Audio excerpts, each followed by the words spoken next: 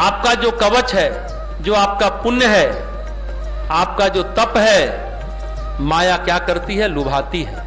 माया का मतलब जो सम्मोहन में डाल दे।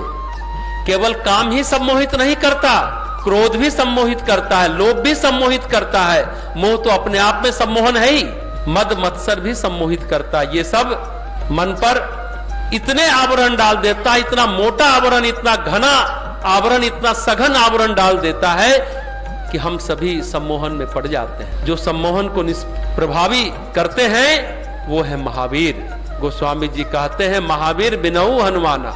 मैं उस हनुमान की वंदना करता हूं जो महावीर हैं। राम की सेना में अनेक पराक्रमी हैं, उसमें कोई लेकिन महावीर नहीं था हनुमान जी को छोड़कर। अतुलित बल धामा स्वर्ण सैलाब है, जिनके पास अतुलनीय बल है, जिनकी देह जो है वह सोने की पर्वत की तरह है। ज्ञानियों में भी वो ज्ञानी है, अग्रणी है।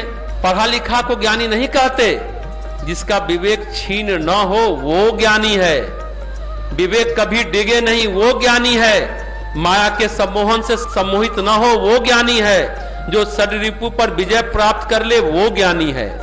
इसलिए जैनियों में कहा गया अरिहंत। जो शत्रुओं की हत्या करने में समर्थ हो वो है अरिहंत। जो शत्रुओं की हत्या करने में समर्थ हो, ये जो षड्रिपु है ना, उस पर विजय पाने में जो समर्थ होता है वह अरिहंत होता है। हत्या मतलब कोई जाकर के गोली नहीं मारना किसी को, अपने अंदर के असुरों को वाण मारना है, उसको परास्त करना है, उसका पराभव होता है। भगवान गीता में भी कहते हैं ना, तुम्हें एक शत्रु को मारना है तो काम को मारो, काम का वध करो, इसे जीता नहीं जा सकता। गोस्वामी जी कहते एकमात्र एक महान योद्धा जो भगवान श्री राम की सेना में थे वो महावीर थे, जिसका भगवान श्री राम ने खुद से बखान किया। राम जासु जस आप बखाना, जिनके मन में लेश मात्र भी संशय नहीं है, आशंका नहीं है, कोई द्वंद्व नहीं है, कोई कन्फ्लिक्ट नहीं है। आकाश में इतने तेज बादल गरज रहे हैं, देखिए ये भी है। भगवान राम कहते हैं आकाश में तेज बादल गरज रहे हैं, मैं स्त्री विहीन हूं और मेरा मन डर रहा है स्त्री की याद, स्त्री की आसक्ति के कारण। भगवान राम ये बोल रहे हैं, कहीं उनमें स्त्री तत्व विद्यमान है। लक्ष्मण को भी क्रोध सताता है, बिना क्रोध के लक्ष्मण जी नहीं रह सकते थे, लेकिन हनुमान जी को लंका में बांधा निशाचरों ने, ब्रह्मास्त्र के सामने देखकर भी उनके विचार की क्षमता खत्म नहीं हुई। ब्रह्मपाश में बांधा, अभी आपने गीत में सुना, चाहते तो ब्रह्मपाश को तोड़ सकते थे, लेकिन ब्रह्मपाश का सम्मान करते हुए उससे वो बंध गए। वो बंध गए लेकिन डरे नहीं, उनके विचार की क्षमता खत्म नहीं हुई, विचारशीलता गई नहीं, विवेक क्षीण नहीं हुआ। तुलसीदास जी कहते हैं एकमात्र हनुमान जी हैं जो महावीर हैं। दूसरों पर विजय प्राप्त करने में तो कई समर्थ हैं। रावण त्रिलोक विजेता था पर महावीर नहीं था रावण, पर हनुमान जी अपने को जीतने में समर्थ थे, स्वयं पर विजय प्राप्त करने में समर्थ है। इसलिए उनकी कीर्ति, उनके यश का बखान स्वयं भगवान राम ने की है। हे हनुमान, तुम मुझे मेरे भाई भरत के समान प्रिय हो। भरत से बड़ा तपस्वी इंद्रजयी कोई नहीं हुआ, जैसा हमने पहले भी बताया। राग द्वेष से छीन होकर तपस्या भरत ने की, यह सहज स्वभाव हनुमान जी में भी था। बिनवा जी ने हनुमान जी के बारे में लिखा है चिर युवा। जब चिर युवा की बात कहते हैं बिनवा जी, तो चिर युवा कौन? तो हनुमान जी। वो कहते हैं कि हनुमान जी कभी बूढ़े नहीं होते। अगस्त ऋषि भी लिखते हैं कि संसार में रावण और बाली महान बलि थे। रावण को, बाली को महान बलि कहते हैं। अगस्त मुनि भी उसे महान बलवान कहते हैं, लेकिन उनका बल भी हनुमान जी के सामने नगण्य था। ये बात अगस्त ऋषि ने भगवान राम को कही। बलवान वो नहीं होता जो दूसरों पर विजय प्राप्त करता, बलवान होता है जो स्वयं पर विजय प्राप्त करता है। एक और महत्वपूर्ण बात है, वो हम सबको समझना चाहिए कि जीवन और मृत्यु के साथ संघर्ष नहीं करना चाहिए, इन्हें स्वीकार करना चाहिए, क्योंकि जीवन और मृत्यु प्रकृति का, काल का वो गर्भ है जिसमें रहकर काल आपको पकाता है। काल प्रकृति के गर्भ में रहकर हमारा परिपाक करता है। इससे भागना नहीं चाहिए, इसको सहन करना चाहिए।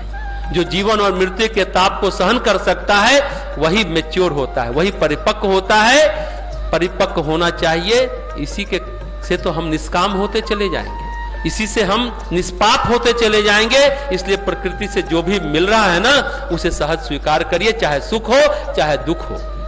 प्रकृति में जो यातना है, जो यंत्रणा है, जो पीड़ा है, जो प्रताड़ना है, सच कहिए तो मां के गर्भ की आंच है। 9 दिनों से जगन माता की गोद में हम रहकर शक्ति साधना कर रहे हैं, शक्ति का अर्जन कर रहे हैं, शक्ति का जागरण कर रहे हैं। ये मां के गर्भ की आंच है। बच्चा अगर समय से पहले पैदा लेता है तो अविकसित रह जाता है। विवेक वैराग से इसलिए कभी पतित नहीं होना चाहिए, संताप में कभी दुखी नहीं होना चाहिए, पीड़ा प्रताड़ना को सहज भाव से सहन करना चाहिए। अगर ऐसा है तो आप निष्पाप, निष्कलंक, निष्काम होकर निकलेंगे। हनुमान जी वही हैं, हनुमान जी अरिहंत हैं, इसलिए महावीर के नाम से वो जाने जाते हैं। तुलसीदास जी कहते हैं कि मैं उनकी वंदना करता हूं। आगे तुलसीदास जी कहते हैं, प्रणवु पवन कुमार खलवन पावक, ज्ञान धन जासु हृदय आगार, बसही राम सर चाप धरा। मैं पवन कुमार श्री हनुमान जी को प्रणाम करता हूं, जो दुष्ट रूपी वन को भस्म करने के लिए अग्नि रूप है, जो ज्ञान की घन मूर्ति हैं, जिनके हृदय रूपी भवन में धनुष बाण धारण किए श्री राम जी निवास करते हैं। दुष्ट रूपी जंगल को दहन करने वाले अग्नि और ज्ञान मूर्ति है। भगवान भी गीता में कहते हैं ना, परित्राणाय साधुनाम विनाशाय च दुष्कृताम। साधुओं का संरक्षण और दुष्टों का दलन एक साथ। हनुमान जी भी रुद्रावतार है, रुद्र के अंश हैं। हम शिव का ध्यान कैसे करें? रमन महर्षि से पूछा किसी साधक ने, वो तो संहारक है। रमन महर्षि ऐसे कम बोलते थे। रमन महर्षि कहते हैं, हाँ संहारक हैं। किसके? दुखों के संहारक हैं, दुष्टों के संहारक हैं, अज्ञान के संहारक हैं, शिव संहारक हैं। और उनके अवतार है हनुमान, वो भी संहारक हैं। इसलिए अग्नि स्वरूप है, दुष्टों के जंगल का दहन करने में सक्षम है। पवन और अग्नि में कहते हैं ना बड़ा मेल है। पवन पुत्र है हनुमान। जैसे रुद्र एकादश होते हैं, उसी तरह पवन भी 49 होते हैं। वायु 49 रूपों में है इस सृष्टि में। अभी हमने सुना संगीत कथा में कि हनुमान जी ने लंका को जलाया। जब लंका दहन कर रहे थे हनुमान जी, तो 49 पवन हनुमान जी की सहायता के लिए चल पड़े। हनुमान जी दुष्टों के वन को जलाने के लिए खुद भी अग्नि साथ में रखते हैं और पवन पुत्र भी है। तुलसीदास जी उपमा देते अग्नि से और वायु से। पवन पुत्र तो है ही वो, मतलब अग्नि को वेग को बढ़ाने वाले। इसी के साथ हनुमान जी का एक स्वरूप और भी है, वो ज्ञान घन है, ज्ञान मूर्ति है। ज्ञान का मतलब ये नहीं जैसा हमने अभी कहा पढ़ाई लिखाई। हनुमान जी ने बहुत ज्यादा पढ़ाई की हो ऐसी बात नहीं है। ज्ञान का मतलब है जो अपने स्वरूप में प्रतिष्ठित हो, स्वरूप में अवस्थित हो। अंतिम दिन जब आप सिद्धिदात्री की साधना करेंगे, आनंदमय कोश के ऊपर जब सिद्धि चक्र के पास आप जाएंगे, तो वही है पूर्णता की प्राप्ति, स्वरूप में प्रतिष्ठा। यही सिद्धि मिलती है नवरात्रि साधना से। अंतिम दिन नवमी के दिन हम लोग माता सिद्धिदात्री की जो पूजा करेंगे, उसमें वही सहस्त्रार कमल चक्र के ऊपर सिद्धि चक्र में पूर्णता, यानी अपने स्वरूप में प्रतिष्ठित है हनुमान जी। हनुमान जी, महाभारत में ये प्रसंग आता है कि हनुमान जी और भीम की मुलाकात का प्रसंग है। भीम के पास बहुत लड्डू था, हनुमान जी बानर थे, स्वभाव था, सारे लड्डू खा गए। भीम ने कहा भ्राताश्री एक लड्डू हमें दो। हनुमान जी बोले ले लो, लेकिन हनुमान जी भीम से ज्यादा फुर्तीले। बोले भीम जी मैं बानर हूं, तन से भी चंचल हूं लेकिन मन से चंचल नहीं हूं। जीवन का यही स्वरूप होना चाहिए। भीम को जो उन्होंने कहा मैं तन से चंचल जरूर हूं लेकिन मन से चंचल नहीं हूं, जीवन का यही स्वरूप परम आनंद देता है, परम आनंद देता है। तन का चंचल होना मतलब क्या हुआ? तन का स्फूर्तिदायक होना, आलस से मुक्त होना, मन का शांत होना, यही तो जीवन का उत्कृष्ट पक्ष है।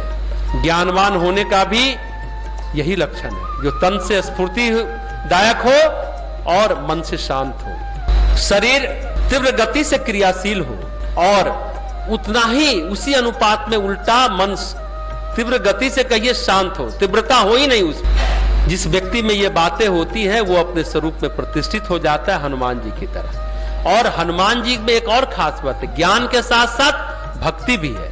कहते हैं जस हृदय आगार, हृदय में ही तो भक्ति होती है, प्रेम के घन है।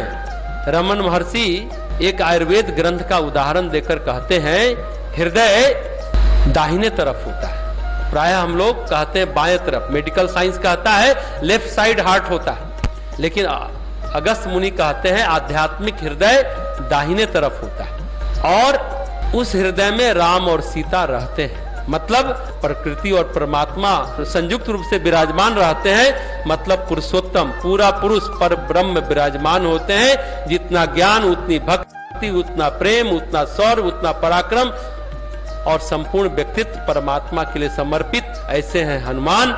मैं उनकी वंदना करता हूं। तुलसीदास जी कहते हैं इस बात को, ये बात बड़ा महत्वपूर्ण है, इसलिए मैं हनुमान जी की वंदना करता हूं।